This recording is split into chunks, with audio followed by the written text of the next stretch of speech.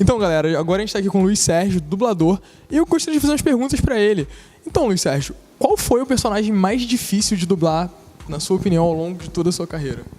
Olha, às vezes a dificuldade de dublar nem tem tanto a ver com... Tem a ver com mais com umas particularidades da dublagem, às vezes mais ligadas ao sincronismo do que até a interpretação mesmo. Eu acho que um dos mais difíceis que eu já fiz foi uma série que eu não... Na verdade, nunca soube onde passou. Era uma série de comédia lá, de uns irlandeses.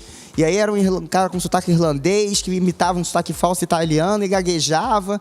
E era muito difícil de fazer aquilo. Aquele acho que foi o personagem mais difícil que eu já fiz. E, na verdade, eu nem lembro o nome dele, para ser sincero com você.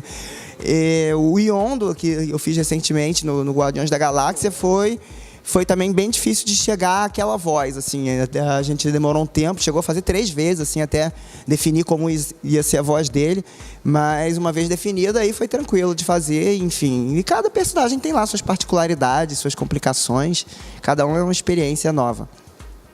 Não, com certeza, com certeza. E qual foi o personagem favorito, assim, de todos eles, que eu sei que são muitos, qual foi o seu favorito? Pois é, também é muito difícil escolher um favorito. Tem vários que eu gostei muito de fazer. Eu acho que dos desenhos japoneses, o Tenchi Muyo foi um dos que eu achei mais divertidos. O Tai foi um dos que eu gostei mais, por conta de toda a repercussão também que teve o Digimon. O Super Choque é um dos que mais me marcou também, porque marcou a vida de muita gente, por ser um super-herói negro, que eu acho que isso tem uma representatividade importante. E muitos outros. O Blue eu era apaixonado em fazer, o Pernalonga Neném, para mim também foi um privilégio assim, fazer um trabalho que já tinha sido feito por inspirado, né, no trabalho do Monja, que é um cara genial, assim, então, enfim. Tem muita coisa que eu gostei de fazer. Né? Não, é bem difícil mesmo escolher um dentre todos, né? E, assim, agora uma pergunta um pouco mais genérica e talvez até um pouco clichê, você me perdoa. Mas como foi pra você o início da carreira? Como foi começar? Eu acho que, tipo, muita gente curte dublagem e pensa em começar a fazer, mas não tem muita uma noção, assim, de como funcionam as coisas ou até mesmo de como é o processo da dublagem. Como foi pra você esse início? Olha, foi uma coisa muito particular, assim, porque eu fui parar na dublagem quase por acaso. A minha mãe viu um curso de dublagem e resolveu fazer de curiosidade. Aí, chegando lá, ela descobriu que ela, em princípio, não poderia dublar porque ela não era atriz e tal. Mas, por acaso, nessa época, estavam querendo crianças para dublar. Porque tinha chegado lá uma novela mexicana chamada Carrossel, cheia de criança. E queriam... Até então era muito comum que adultos fizessem voz de criança. O que em desenho animado até pode ficar bem legal, mas quando se trata de atores, em geral fica forçado, né? É muito difícil um adulto conseguir fazer uma voz de criança autêntica. Então eles estavam procurando crianças assim que, mesmo sem experiência, tivessem alguma aptidão, assim, no primeiro teste, fossem bem. E eu acabei fazendo umas 2 ou 3 aulas só nesse curso, onde a minha mãe estava estudando, e fui chamado já para fazer um teste na Herbert. Quem teve essa iniciativa foi uma diretora de dublagem, a Marlene Costa, que foi com quem eu comecei. Eu fiz o teste com a Marlene e, basicamente, eu comecei aprendendo com ela mesmo e com os meus colegas, porque antigamente a gente dublava todo mundo junto, nessa época ainda, né? Era uma espécie de videocassete um pouquinho melhor. E tinha um canal para gravar todo mundo, então a gente convivia muito com os colegas mais antigos. Então eu tive a oportunidade de aprender assim, já trabalhando na realidade.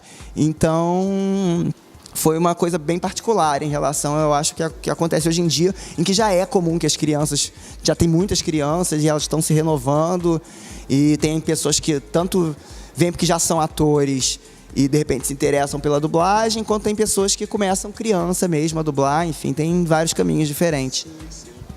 Agora vamos falar de Padrinhos Mágicos. Como foi pra você fazer a dublagem do Timmy Turner, que ele tinha outra voz antes, era outro dublador, né? Como foi essa experiência, assim, de pegar um personagem e imprimir a sua voz ali, a sua dublagem, né, o seu jeito nele, sem que ficasse algo muito, assim, tipo, muito distante do que já era, sabe? Pra não causar um choque no pessoal que assiste. Como foi pra você isso? Foi bem legal, assim, até porque eu sei que as pessoas normalmente não gostam muito de trocas de vozes e tal, mas eu tive nesse caso particular, foi uma opção dele não querer fazer mais o personagem, então eu me senti muito à vontade de substituí-lo. E, enfim, foi bem legal. Eu gosto muito desse desenho, assim, me divirto bastante dublando ele. É um desenho muito doido, né? que tem um humor que me diverte muitas vezes enquanto eu tô fazendo. Então, foi mó barato, assim. E eu acho que a gente sempre tem que ter um pouco esse cuidado, né? De quando a gente vai... Se você vai substituir alguém, você nem tem que imitar aquela pessoa, mas também tem que se inspirar um pouco no que já era feito para não causar esse choque, como você falou. Então, embora não seja uma coisa tão comum, que a gente não costuma muito substituir, mas foi uma experiência interessante e que eu gostei muito de fazer essas temporadas que eu fiz. Certo. E agora, para finalizar uma perguntinha, já que você falou de inspiração, que eu acho que é uma coisa muito importante em toda essa área criativa da gente, quem te inspira no mundo da dublagem, assim, pra você, tipo, ser o herói da dublagem? Ou heroína, claro, né? Olha, é difícil, assim, eu aprendi... Tem muitas pessoas que eu acho geniais, assim. Eu fico até, às vezes, com medo de ser injusto citando uns e não citando outros, mas tem muita gente que me inspirou bastante. Para começar, a própria Marlene Costa, que foi quem começou a me ensinar. E na época tinha vários outros, o Mário Jorge, um outro diretor que dirige até hoje, que é um grande dublador, assim, e que eu peguei uma novela com ele logo depois, então ele também me ensinou muita coisa. E até grandes referências que a gente tem hoje em dia, tipo o Guilherme Briggs, que é um cara genial, o Percy, um cara que é um ator incrível, assim, e a Juraciara, uma pessoa que é das antigas, com quem eu aprendi muito, eu gosto muito dela e aprendi muita coisa com ela, trabalhando junto com ela e convivendo com ela. É uma pessoa que eu sou muito grato e muitas outras pessoas. O Jomeri foi um cara que me ensinou muito. É difícil até... tanto nos personagens quanto em relação aos colegas. Bom, então, muito obrigado pela entrevista, de verdade mesmo, por ter vindo no evento. Valeu. De verdade. Então, agora, pra finalizar o vídeo, ele vai fazer o encerramento com a voz de um personagem muito especial que acho que marcou a infância de muita gente.